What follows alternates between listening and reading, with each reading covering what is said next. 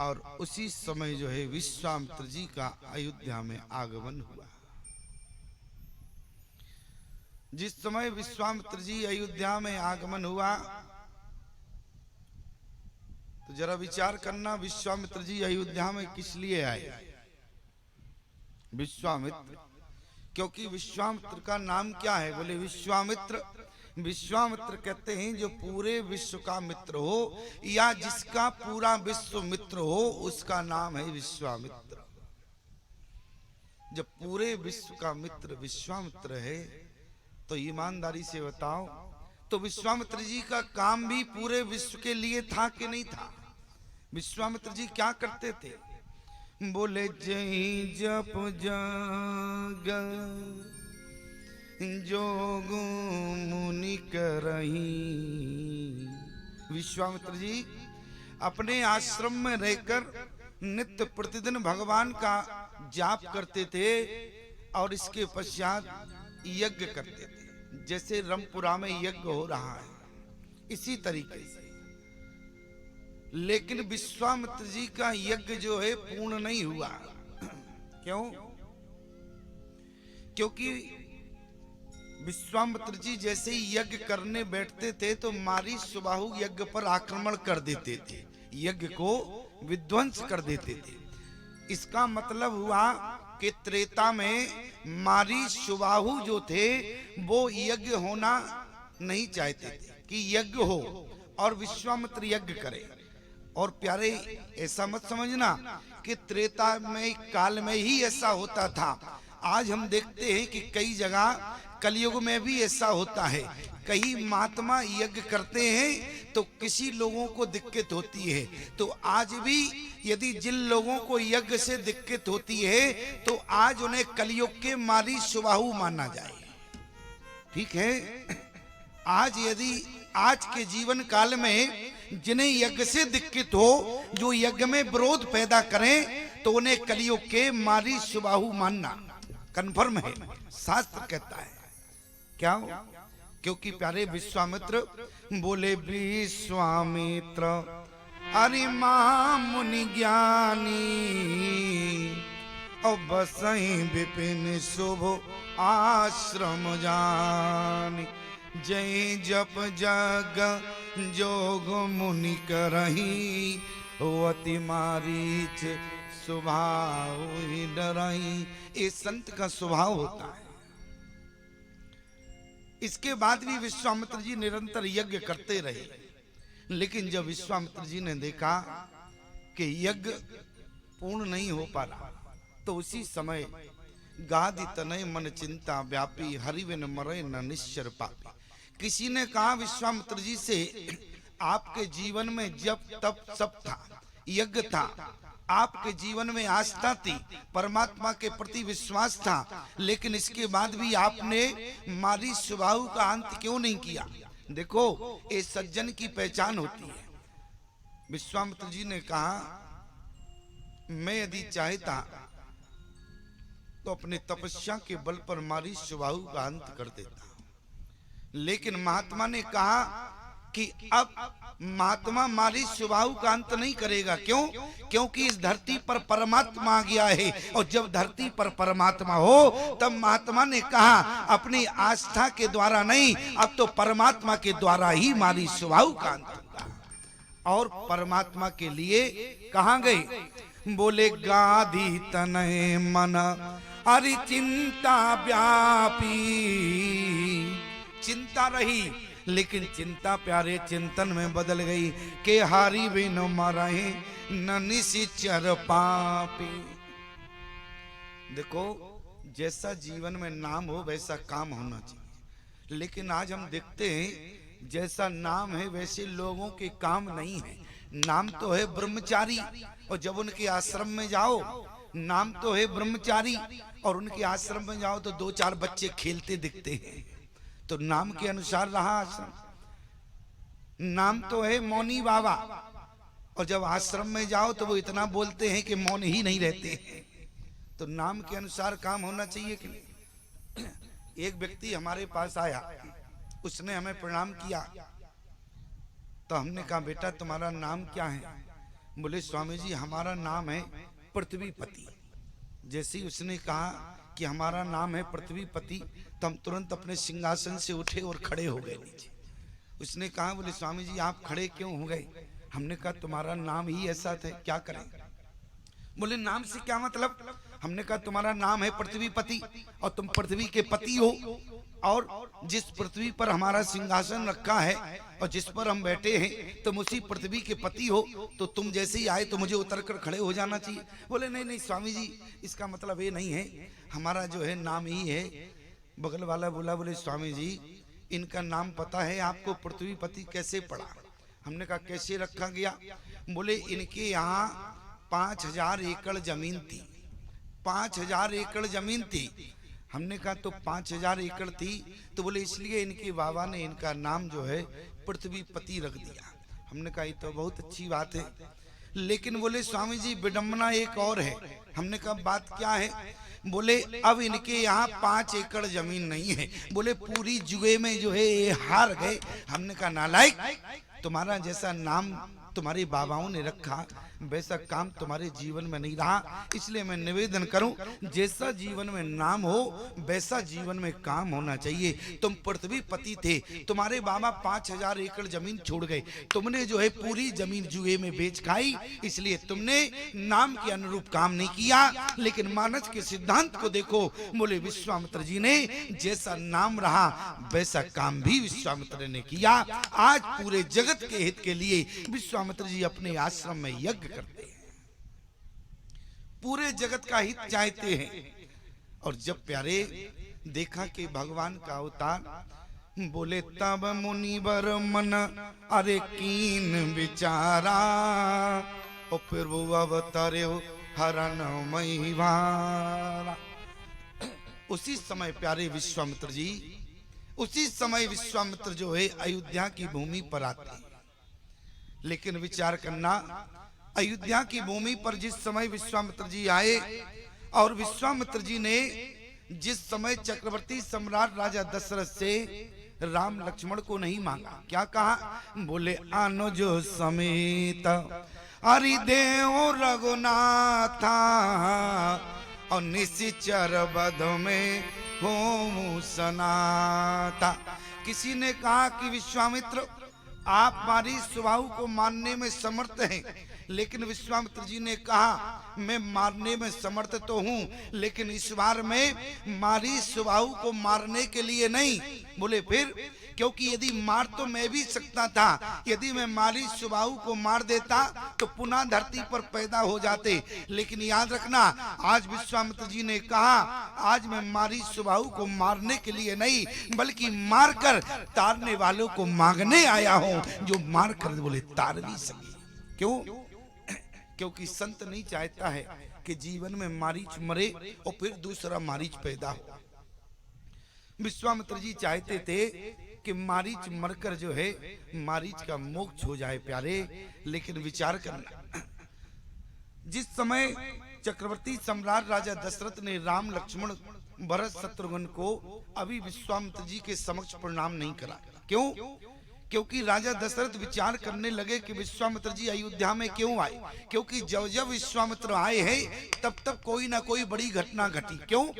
राजा दशरथ ने कहा कि हमारे रघुकुल में जब राजा हरिश्चंद्र हुए तब विश्वामित्र जी आए, अब रामचंद्र हुए हैं तो विश्वामित्र आए। इसका मतलब है कि हमारे रघुकुल में चंद्र शब्द खराब है, रामचंद्र हैं तो राम के जीवन में कोई विशेष घटना घटेगी।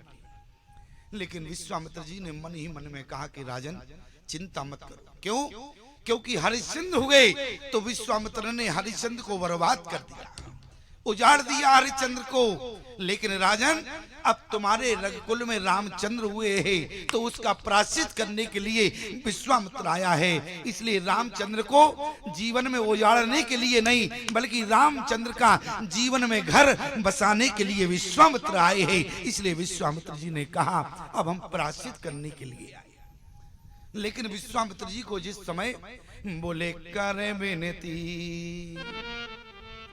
जिस समय गोस्वामी जी कहते हैं राजा दशरथ के कान में आवाज गई कि मुनिया गमन सुना जब राजा, तो मिलन गयो ले विप्र समाजा और कर दंडवत मुनि सनमानी निज आसन बैठा रे आनी। आसन होता है अपने सिंहासन पर। जब विश्वामित्र जी को राजा दशरथ ने अपने सिंहासन पर बैठा दिया, लेकिन महात्मा के चेहरे पर प्रसन्नता नहीं है। किसी ने कहा विश्वामित्र जी से कि राजा दशरथ ने सिंहासन दिया, अरे सिंहासन की बात छोड़ो, बोले चरण पखार कीनवति पूजा मौसम आज धन नहीं दूजा। लेकिन इसके बाद भी प्यारे विश्वामित्र के चेहरे पर प्रसन्नता नहीं है। कभी आपने विचार किया, लोग कहते हैं महात्मा को इतना सम्मान देने के बाद अरे कम से कम विश्वामित्र जी को आज प्रसन्न हो जाना चाहिए। लेकिन किसी ने कहा कि विश्वामित्र आपका मान सम्मान अयोध्या की भूमि पर हुआ, चक्रवर्ती सम्राट राजा दशरथ ने अपना सिंहासन दे दिया, सिंहासन की तो छोड़ो आपके चरण धोए, आपका अर्चन बंदन किया, लेकिन इसके बाद भी आप प्रसन्न नहीं हैं। लेकिन विश्वामित्र जी ने कहा भले आदमी ये बताओ, हम 3 दिन से अपने आश्रम से पैदल चल के आए हैं और इस समय हमारे पेट में भूख के मारे चूहा दौड़ रहे हैं और तुम आरती की बात कर रहे हो। कौन महात्मा होगा जो भूखा होगा और इसके बाद तुम उसे आरती दिखाओ, चांदी के भले ही सिंहासन पर बैठा लो। क्या महात्मा प्रसन्न होगा प्यारे? क्यों प्रसन्न नहीं होगा? प्रसन्न कब होगा? जब बोले पेट में कुछ भोजन जाएगा। इसलिए गोस्वामी जी ने क्या लिखा, बोले विधि भांति भोजन करवावा तो मुनिवर हृदय हरस अति पावा। उसी समय विश्वामित्र जी प्रसन्न हुए और जैसे ही प्रसन्न हुए उसी समय राजा दशरथ ने कहा इस समय प्रणाम कराना चाहिए। उसी समय पुनि चरणन मेले सुतचारी राम देख मुनि देह विसारी। उसी समय राम लक्ष्मण भरत शत्रुघ्न को प्रणाम कराने के लिए राजा दशरथ ने उनके आगे प्रणाम कराए। लेकिन इसके बाद भी प्यारे जैसे ही देखा तो विश्वामित्र राम जी को पहचान गए। आज राम को पहचानने के बाद एक टकटकी नजर से देख रहे हैं। राजा दशरथ ने कहा जिस बात का डर था वही हो गया, राम को पीछे कर दिया लेकिन देख रहे हैं राम को। तो राजा दशरथ ने कहा ऐसा ना हो कोई गड़बड़ हो जाए। उसी समय क्या कहा, बोले के ही कारण आगमन तुम्हारा, बोले के ही कारण। क्या कारण है? आपका आगमन का कारण पूछा। उसी समय प्यारे विश्वामित्र जी ने कहा, बोले यज्ञ की जैसे ही बात की तो उसी समय राजा दशरथ समझ गए, क्योंकि प्यारे जहाँ यज्ञ हो रहा हो और यज्ञ की समिति यदि बगल वाले गांव में जावे और कहे कि हमारे रमपुरा में यज्ञ हो रहा है, तो ईमानदारी से बताओ सभी लोग समझ जाएंगे कि नहीं कि निश्चित जो है चंदा की बात है। क्यों? गांव में यज्ञ हो रहा है तो निश्चित है चंदा लेने आए होंगे। तो उसी समय राजा दशरथ भी समझ गए कि निश्चित जो है चंदा लेने आए हैं। इसलिए क्या कहा, बोले मांगो भूम हरिदेन धन कोसा और सर्वस देहु आज सैरोसा। राजा दशरथ ने कहा जितनी जल्दी हो बाबा को सब कुछ दो, क्योंकि बाबा माने लोग बवाल समझते हैं, लेकिन याद रखना प्यारे बाबा जीवन का बवाल नहीं हुआ करते। यदि ये तो सौभाग्य की बात है कि बिन बुलाए बाबा आपके घर आ जाए। और याद रखना प्यारे जन्म पत्री में जितने भी दोष होते हैं, यदि महात्मा बिन बुलाए आपके घर आ जाए और यदि आपने उसके चरणों को धोकर आपने जीवन में पान कर लिया तो आपके जन्म पत्री के सारे दोष खत्म हो जाते हैं। लेकिन बिन बुलाए आए, महात्मा बिन बुलाए आपके घर में आए और आपके घर में वास्तु दोष है प्यारे, और आपने चरण धोकर यदि पूरे घर में चरणों तक सिंचित कर दिया प्यारे, तो भूमि के वास्तु दोष खत्म हो जाते हैं। ये महात्मा के बिन बुलाए चरणों के धोने का महत्व है। आज राजा दशरथ ने सब कुछ किया और यहाँ तक कि यज्ञ में देने के लिए ये भी कहा कि बोले मांगो भूम देन धन कोसा और सर्वस देहु आज सैरोसा। विश्वामित्र जी ने ये नहीं कहा प्यारे, विश्वामित्र जी बोले राजन तुम्हारे यहाँ हम जमीन मांगने नहीं आए, तुम्हारे यहाँ गौओं का दान लेने नहीं आए, मेरे यहाँ जमीन भी बहुत है और गौशाला भी तुमसे बड़ी हमारे यहाँ है। लेकिन फिर बोले आए किस लिए हो? बोले असुर समूह अरे सतावो मोई और मैं जाचन आयो नृपतोई। जैसे ही कहा कि राक्षस से मुझे डर है और मैं जांचन आयु नृपतोई, उसी समय प्यारे चक्रवर्ती राजा दशरथ ने कहा महात्मा विश्वामित्र से आपने दशरथ को मांग लिया होगा, अभी तो हमारे बेटा कुमार है, कुमार किशोर अवस्था होती है 16 वर्ष की, याद रखना अभी तो हमारा बेटा जो है 15 वर्ष का है और राक्षसों से युद्ध करने में समर्थ नहीं है। यदि आपने चक्रवर्ती को मांगा होता तो सेना के सहित आपके साथ चलता, मारी सुबाहु का अंत कर देता। लेकिन आज विश्वामित्र ने कहा कि राजन मार तो मैं भी सकता था, लेकिन तारने की ताकत मुझ में नहीं थी। मैं जानता हूं कि तुम भी मारी सुबाहु को मार सकते हो, लेकिन राजन जरा बताओ, तुम जीवन में मार तो सकते हो लेकिन तारने का काम तुम्हारे हाथ में नहीं है। लेकिन आज लक्ष्मण का नाम ले लिया प्यारे, लेकिन विचार करना इसके बाद भी राजा दशरथ ने लक्ष्मण के सहित जो है विश्वामित्र जी को राम लक्ष्मण दिए। क्यों? जब लक्ष्मण का नाम नहीं था तो क्यों लक्ष्मण को दिया? लेकिन विचार करना प्यारे, लक्ष्मण कौन है? बोले रगे रगे कुलो, राम जी कौन है? बोले रघुकुल की मणि है। और गोस्वामी जी ने क्या लगा लिखा? बोले रघुपत कीरत अरि विमल पताका और दंड समान भयो जस जाका।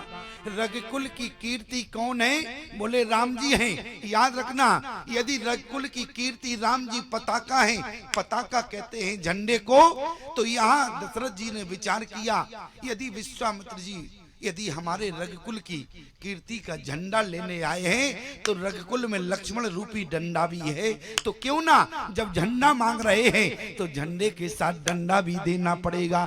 तो डंडा कौन है? बोले लक्ष्मण है। इसलिए प्यारे आज लक्ष्मण को साथ दिया गया। लेकिन विचार करना, आज विश्वामित्र जी ने क्या कहा? बोले अनुज समेत अरि देव रघुनाथा। रघुनाथ, रघुनाथ का नाम तो लिया लेकिन लक्ष्मण का नाम नहीं लिया। किसी ने कहा विश्वामित्र जी से ये बताओ, क्या राम जी राक्षसों को मारने में समर्थ नहीं है? अरे राम जी को अकेले मांगते, क्यों लक्ष्मण को मांग रहे हो? तो उसी समय विश्वामित्र जी ने कहा मैं राम को अपने लिए मांग रहा हूँ। क्यों? क्योंकि विश्वामित्र अनाथ है और राम जी को पाकर सनाथ हो जाएगा। और बोले फिर लक्ष्मण को, बोले लक्ष्मण जो है राक्षसों का संहार करेगा, क्योंकि जग में सकल निशाचर चेते और लक्ष्मण ही हने निविष्म होते थे। लक्ष्मण जाके राक्षसों का संहार करेगा और रघुनाथ को पाकर आज ये विश्वामित्र जो है सनाथ हो जाएगा। यही विश्वामित्र जी ने कहा प्यारे, बोले अनुज समेत अरि देव रघुनाथा और निश्चर बद में हो सनाथा। राम लक्ष्मण को ले तो गए। राम लक्ष्मण को ले जाने के बाद प्यारे प्रमाण मिलता है कि अभी भी राम लक्ष्मण को ले जाने के बाद विश्वामित्र जी ने राम जी की परीक्षा ली। अच्छा, विश्वामित्र ने राम की परीक्षा कब ली प्यारे? जरा विचार करो। क्योंकि विश्वामित्र ने कहा कि रघुनाथ को लेकर तो आए, लेकिन पहचान तो हो जाए क्या ये वास्तविक में रघुनाथ है क्या? तो विश्वामित्र जी ने उसी समय प्यारे उसी मार्ग से राम जी को ले गए जिस मार्ग में ताड़का रहती थी। और जैसी ताड़का आई तो राम जी ने एक ही बाण प्राण हर लीना दीन जानते निज पद दीना। ताड़का का संहार किया, मोक्ष किया प्यारे। लेकिन जरा विचार करना, और मोक्ष करने के बाद राम जी ने अपना पद ताड़का को दिया। अब यहाँ एक शंका आती है, क्या राम जी ने बैकुंठ का पद ताड़का को दिया? कौन सा पद राम जी के पास था कि राम जी ने दे दिया? राम जी इस समय धरती में है और धरती पर किसी को राम जी ने अपना बैकुंठ पद नहीं दिया, याद रखना। तो फिर कौन सा पद दे दिया? बोले एक ही बाण अरे प्राण हर लीना और दीन जानते निज पद दीना। निज माने होता है अपना, और पद किसे कहते हैं? पद उसी को नहीं कहते प्यारे जिस बैकुंठ के पद पर राम जी प्रतिष्ठित हैं, क्योंकि पद कहते हैं चरण को भी। राम जी ने ताड़का को बैकुंठ का पद नहीं दिया।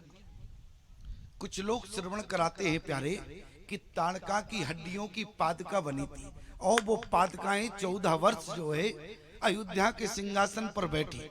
लेकिन प्यारे इस कथा का कोई प्रमाण नहीं मिलता है। मैं आपसे निवेदन करूं, अयोध्या का पद जो है राम जी ने ताड़का को नहीं दिया। क्यों?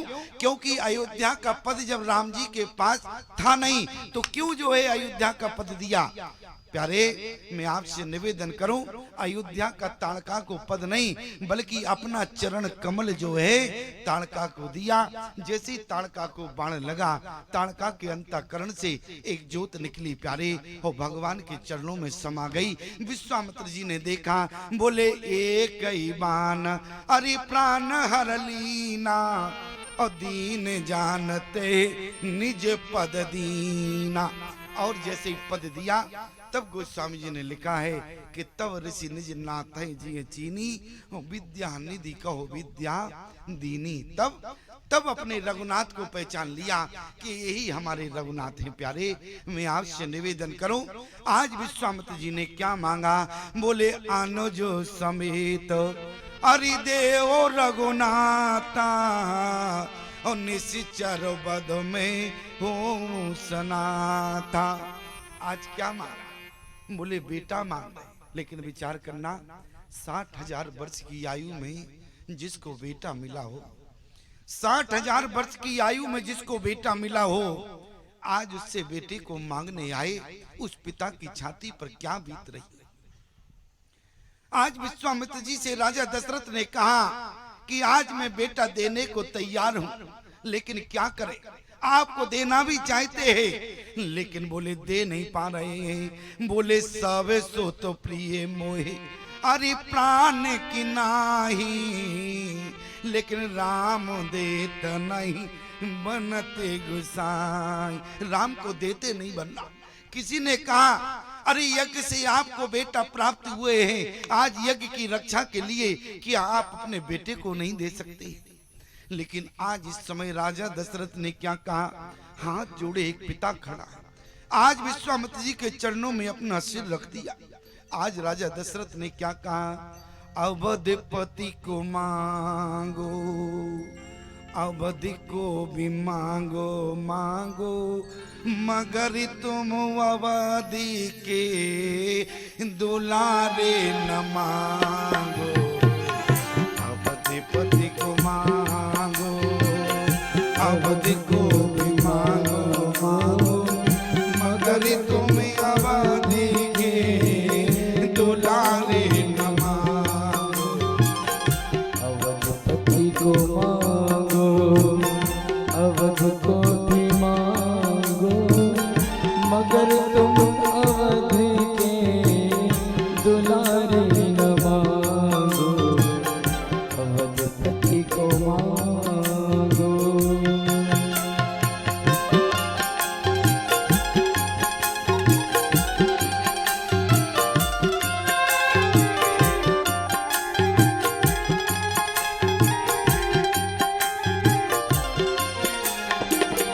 मगर तुम अवधि के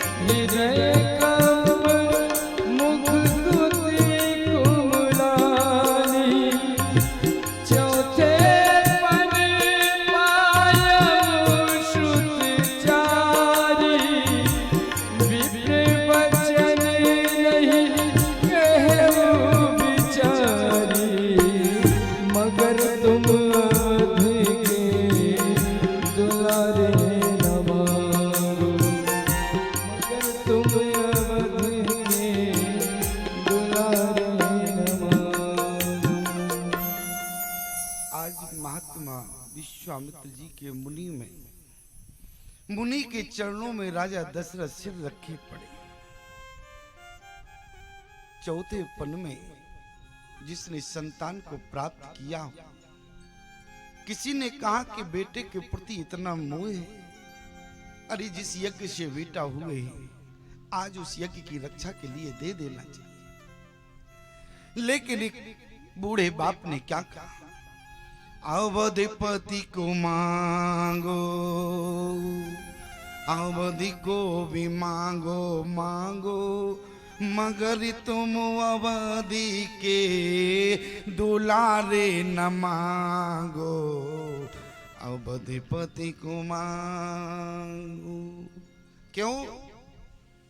हे प्राण से प्यारे मेरे राम लक्ष्मण, हे प्राण से प्यारे मेरे राम लक्ष्मण, हे प्राण से प्यारे मेरे राम लक्ष्मण, हे प्राण से प्यारे मेरे राम लक्ष्मण, जीवन इन्हीं के सारे न मांगो, अवधिपति को मांगो, अवधि को भी मांगो मांगो, मगर तुम अवधि के दुलारे न मांगो, अवधि को मांगो।